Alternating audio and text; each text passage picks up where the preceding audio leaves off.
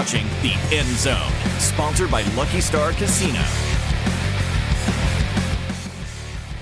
And welcome to another edition of The End Zone. I am Colby Daniels, and back by popular demand from 107.7 The Franchise, hosting the Franchise Thunder postgame show is Aubin Fippen. What a first two games of the Thunder Nuggets series in Oklahoma City. Nothing to talk about, I'm sure, in those postgame shows, but welcome back to the show. Thank you. I don't know about popular demand, but I'll take it. I'll take it. Back by demand, at least. How about that? That works. Aubin is with us for the second week in a row. Last week, Aubin, we talked about what might be with the Thunder Clippers or the Thunder Nuggets. Since then, not only did the Nuggets win that first round series, but we've had two games in Oklahoma City, getting ready for two games in Denver over the weekend. It's been a fun series, and I don't know about you. I didn't necessarily think that this was going to be an easy path for the Thunder. I also don't think it's going to go 7 games, but these first two games have been a wild roller coaster. Yeah, I don't think there's an easy path whenever you play a Nikola Jokic, and he showed that in game 2, I believe it was game 2 or game 1. Game 1, yeah. He had the 40, 20. I mean, just doing things that he's always done. And we knew that he was due for at least 1 or 2, 3, 4. I mean, honestly, he could do it for almost every game the way that he plays. But game 1, I mean, so many up the whole time, mainly until the end is down. And you're like, I honestly didn't comprehend the ending of that game until I'm walking out of the stadium with Matt Burton going to postgame show. I'm like, what just happened? What did we just witness? Because obviously a lot of things led up to the end of that fourth quarter. And, I mean, a lot of things gone wrong. You don't make free throws. Some argue it's bad coaching, but I kind of disagree. It's kind of a soft topic with some people on Twitter. But, Sure. No, I mean, crazy 2 games. All around a great series so far. Well, let's talk about that game 1 a little bit because it was weird. You have Jamal Murray off to the fast start, right? Denver looks like they're playing good basketball out of the gate. But then, like, once the Thunder got going, I guess, and sort of like put the rust behind them, it was all Thunder for the majority of the night.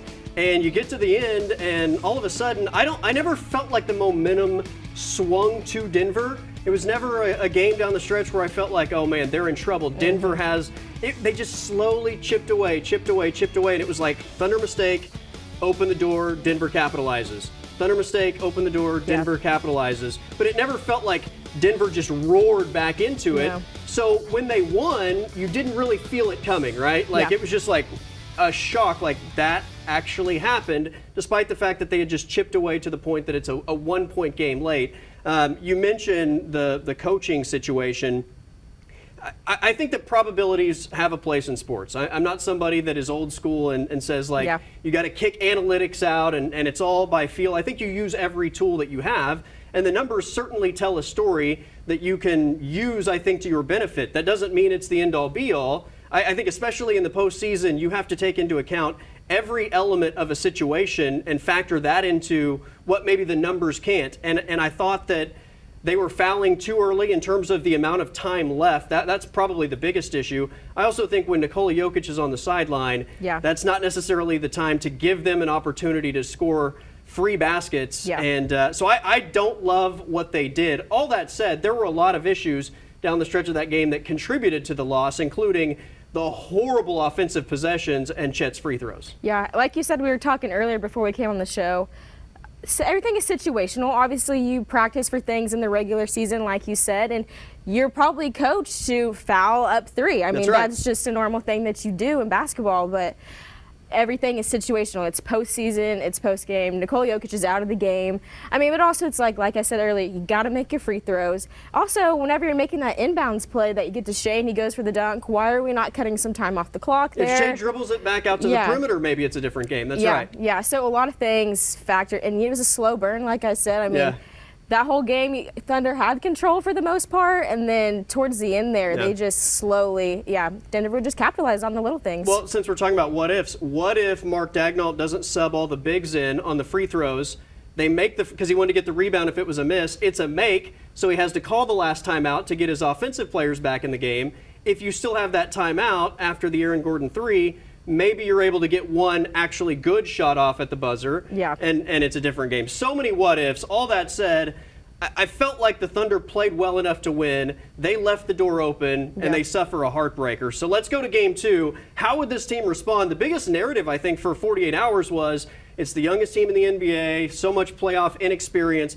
How are they going to respond to a heartbreaker? Yeah. They showed up in a big way, and I kind of had the feeling that Denver, if they were to fall behind because they went 7 games in the prior series, they already got the split they needed in Oklahoma City. If they were to fall behind early, they might just wave the white flag. I don't know if they necessarily waved the white flag or the Thunder made them wave the white flag. I felt like Jokic did it the third quarter when he fouled out. It was an incredible performance by OKC, sharp in every aspect of the game. Yeah, no, definitely game 2 was the game that I feel like they were out for blood. They're like, and that's kind of been the story all year with them. They've rarely lost any back-to-backs during the whole season. So I knew the Thunder would come out swinging on all ends, firing all cylinders. I mean, we saw that first time. I don't know if it's Thunder history, I believe so, but 7 people in double-digit numbers. I mean, all the role players contributing. Big night. I mean, Aaron Wiggins was great. Alex Caruso was great. So, yeah, just they came out for blood. I mean, I could tell, and we saw Chet earlier that day at shoot-around. He did not seem to be in the best mood because I think he was just super locked in and just, like, honestly mad and just ready to get his revenge after especially those free throws on the night before. So the shots go down, right, in game 2, and that certainly helps when you're making your threes and you're making your tough shots or tougher shots or further distance shots. That's a big part of it. They were 0 for 10 in the first quarter of game 1 from downtown. So I know the made shots are a big difference, but the reason they're making those shots is because they're so dialed in, right? I mean, defensively, they're getting in passing lanes, they're getting their hands on the basketball, they're creating transition opportunities, which is going to give you better looks at the basket. It's going to give you offensive looks where the defense isn't set. I thought rebounding was a big part, right? They didn't allow Denver to get tip-backs or allow especially Denver, compared to that game right? And then Denver scores, and then they get their defense set. I mean, there were so many elements of, I think, just doing the right things that lead to getting great looks at the basket, and that's why you're scoring. Yeah, no, for sure, definitely was. I mean, like I said, Thunder have been breakers not breakers. They've been breaking lots of records all year long, and that was. Game 2 was definitely one of those games. I mean, highest scoring first quarter, highest scoring half in Thunder history. And in NBA playoff history, 87 points. Yeah, and yes, in NBA, which was crazy. I mean, because they would have almost beat the Celtics that night from the final score. That's right. Which was crazy. I think another thing people kind of glazed over was how well Shea was in that second game, and people kind of asked, you know, he kind of was struggling with Memphis a little bit, but I mean, plus 51. That's the first time that's ever happened in NBA history. So just an all-around good night for the Thunder and a good comeback win for them. No doubt about it. All 14 players that played in Game 2 scored a bucket for the Thunder, so it was pretty incredible. All right, we're going to talk more Thunder Nuggets series over the weekend toward the end of the show. But coming up next, Ollie Gordon joins us here on the End Zone.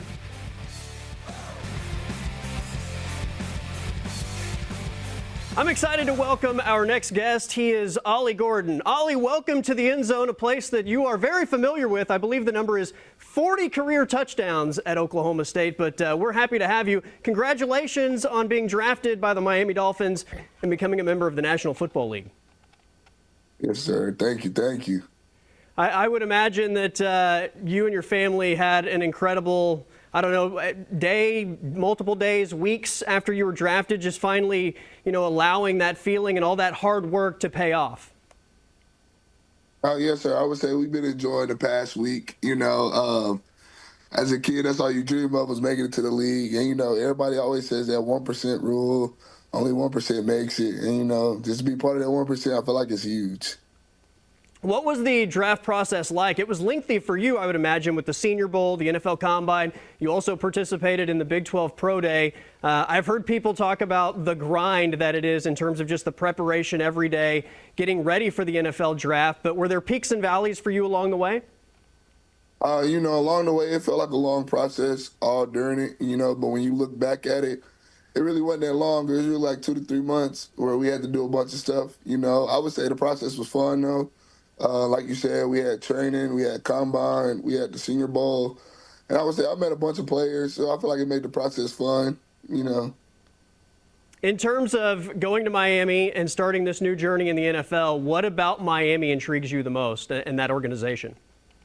I would probably say the coaching staff. Whenever I went on my visit there to meet with them and talk to them. Right. I mean, they've got some speed backs, and you kind of bring the other side of that. You look like you're going to be the hammer in that backfield.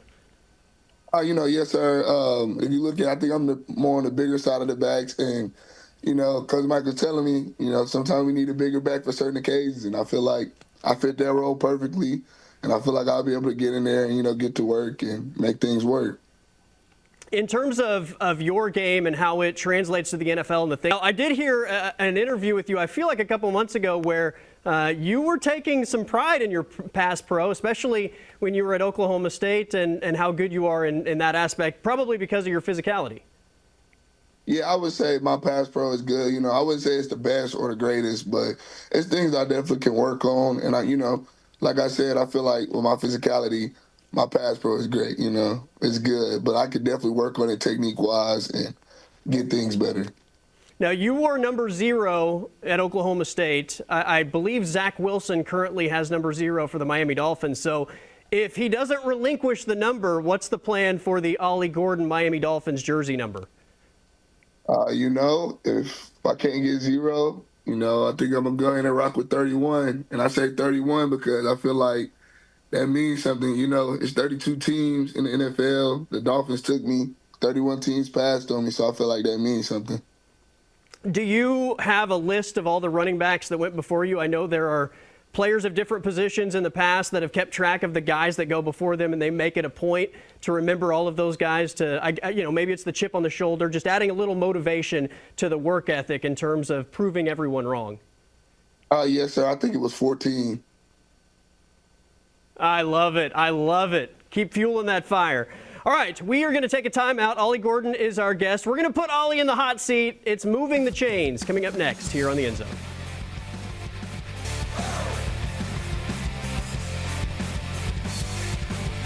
Welcome back to the show. Ollie Gordon is our guest here for Moving the Chains. So, Ollie, this is a very simple concept. You start with 1st and 10. I'm going to ask you questions, and depending on how well or not well you answer those questions, I'm going to give you positive or negative yardage. The goal here is to move the chains like you've done a million times. So this should be pretty easy. All right, yes, first down, 1st and 10. Question number 1. I want your all-time Oklahoma State fantasy football team. You get 1 quarterback, 2 running backs, and 3 receivers. But the catch here is you don't get to pick Barry Sanders because that's the obvious answer, right? So 1 quarterback, 2 running backs, 3 receivers, all time. Okay. If we're going all time, give me, give me Coach Gundy at quarterback. Oh, I love it. Out of the gate.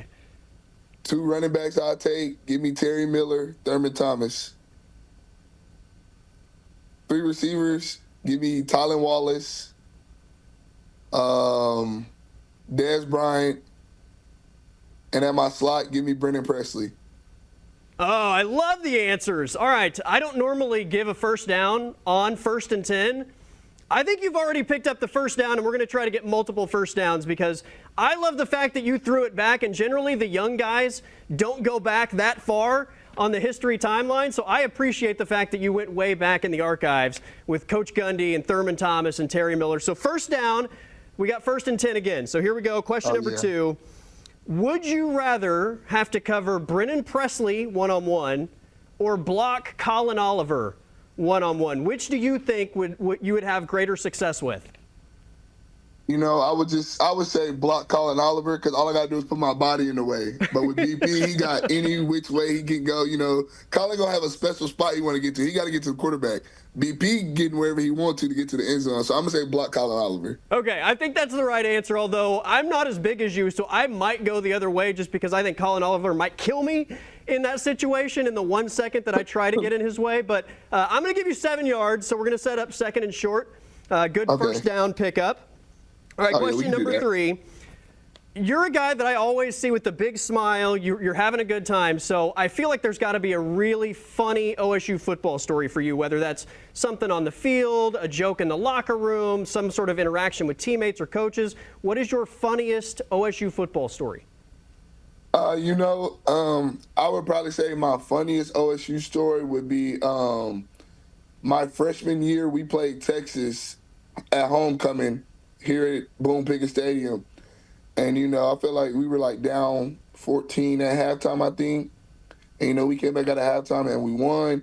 And, you always celebrate in the locker room, but we always used to have like a little dance party in the locker room after the game. And I'll probably say the most funniest thing ever was I saw Coach Gundy do a handstand and he started break dancing. And when I say that, that's probably my favorite video. I always see it when I see it. It's just a great video. Let's go touchdown here. Touchdown, yeah. Ollie Gordon with the Mike Gundy breakdancing story. I feel like we could probably just get Mike Gundy stories on all 4 downs and probably be pretty successful. We do have one more, Ollie. We'll set up another first down. Maybe you can get 2 touchdowns here. So okay, man. Let's see. This one is a hypothetical. If you were in a competitive eating contest, what would be your food of choice? What's the one thing that you feel like you would be really competitive in a competitive eating contest with? Ooh. All right. Since we in Stillwater, I got to go with the Eskimo Joe's cheese fries. How many Eskimo Joe's cheese fries do you think you could crush in like 30 minutes? I could probably get through 2 plates, 2 to 3 plates probably. With some ranch, oh yeah, it would be good. I think that is probably worth winning an award for if you could do that in that amount of time. Those things sit heavy. They are delicious, but they absolutely sit heavy. So good on you for that. Yeah, they are good though, for sure. Is that the go-to dish in Stillwater when you need a snack?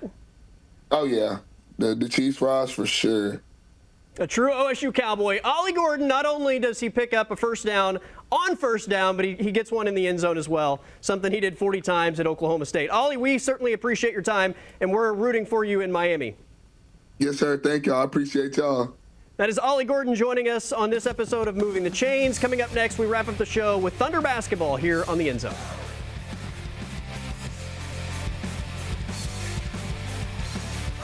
All right, welcome back one final time before we get out of here for the weekend. Aubin Fippen is our guest with 107.7 The Franchise, covering Thunder postgames as we get ready for a big weekend series. The Thunder split the 2 games at home this week. They're at Denver for games 3 and 4. We did finally get the announcement of games 5, 6, and 7. If it goes that far, game 5, we will have a game 5. That's going to be back in Oklahoma City on Tuesday. Game 6 will be in Denver next Thursday. And if it goes to a game 7, that's going to be a week from Sunday. So Tuesday, Thursday, Sunday of next week would be games 5, 6, and 7.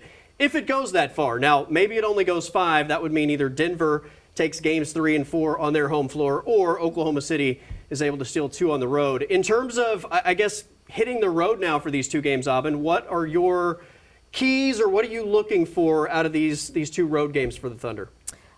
Keys, we need a hot Shai always a mouthful, Shai Gilgeous-Alexander. I think he needs to be hot along with J-Dub and Chet. If they get things going, I think it'll be really great for the Thunder. Role players are going to be crucial. Alex Caruso, he needs a good game defensively for them. And figuring out, I feel like the J-Will on Jokic kind of worked a little bit, so figuring out the big, that's going to really help with the Jokic. Other than that, I mean, if they take game 1, you said that earlier, and I do agree with you. If they take game 1, it could be rough. It could be rough, yeah. But I have Thunder winning in 6, so I have all the hope in the world that they could get it done. At the beginning of the series, I thought they would split the first 2. I thought they would split the second 2, and then I thought the Thunder would win games 5 and 6 to win in 6 as well. I would say this. I think given how the Nuggets were able to sneak one in the first 2, and then the Thunder dominance, if the Thunder win game 3, I think they probably go on to win game 4, and it might be a wrap at that point. Denver, I think, absolutely has to get game 3, and then at that point, I think the Thunder are able to bounce back. But we'll see how they bounce back following the blowout win, if they come in as razor-sharp focused as they were for game number 2. And I think the other big question is the physicality going into the 2 games in Denver. What is the whistle like? Because if you get a tight whistle, I think that benefits Denver. If they let it stay loose a little bit, then they're able to give Jokic a hard time. Aubin, we appreciate it as always, and looking forward to more Thunder basketball over the weekend. I'm Colby Daniels, and we'll be back next week here on The End Zone.